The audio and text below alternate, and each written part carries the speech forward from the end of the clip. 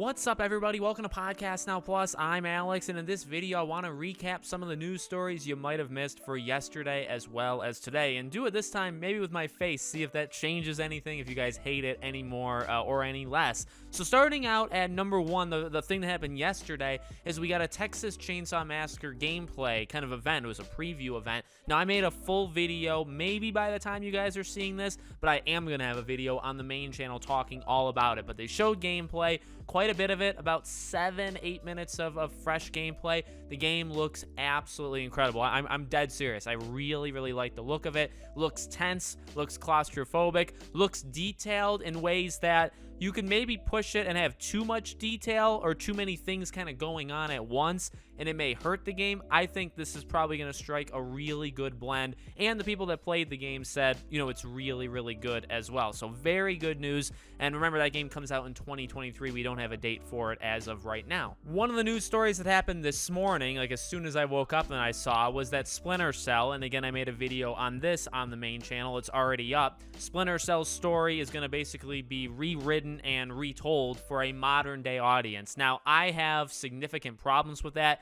People are making valid points and fine points on the main channel that, hey, it's not necessarily a bad thing. The story of Splinter Cell has never been the bread and butter of it. That's more of like the gameplay and those mechanics, which is fair. It's definitely fair. And as long as they respect where Splinter Cell came from, and that's very hard to judge if anybody respects anything nowadays, if they do that, I would be much more okay with it. So we'll see what ends up happening. But when I hear that a story is going to basically be retold for modern day audiences, that 3 words, modern day audience, is not, in my opinion, a good sign. That normally indicates that they're going to change significant things to make it more for them, less for the actual fans. And the way they talk is they're talking kind of about new fans. They want new fans. Really no mention of old fans, getting those people back. So, it's a job posting is how we got all this information from. That wouldn't tell the full story, of course, so we'll see what happens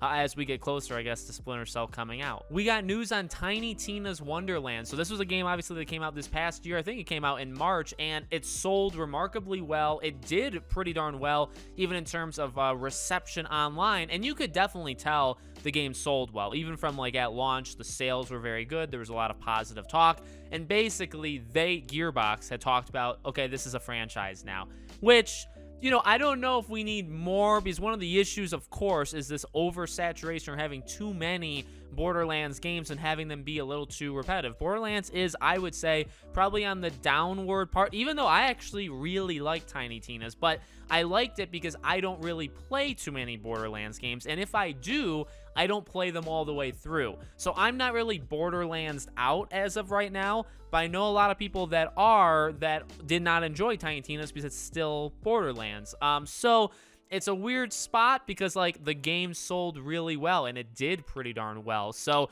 as long as they make improvements, I think the idea of, basically doing this role-playing stuff, I think it worked. I think they actually could have done a whole lot more with it, and we'll see, what happens. I'm sure there'll have to be now a Tiny Tina's Wonderlands 2, which seems like it's going to happen. We got an update on the Dan Allen thing. Now, in terms of, update, people were asking Ubisoft, the press was asking Ubisoft, hey, do you want to comment, right? So Dan, as we talked about in a video a few days ago, obviously he broke a couple NDAs. It's not just Ubisoft, but the other ones, you just kind of imagine he broke them. We don't necessarily have any specifics, but one you can really nail down is because of him using himself and then the Real Insider account, he definitely signed an NDA with Ubisoft and then used that, or I guess, didn't use it, and he gave it to the Real Insider, his alternate account, and put it out into the world.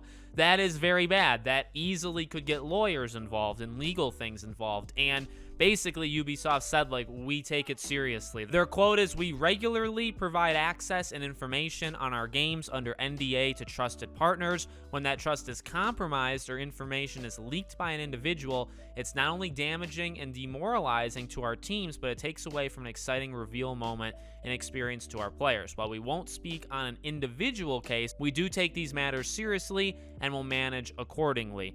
So, a couple fluff parts of that, overall thing, right?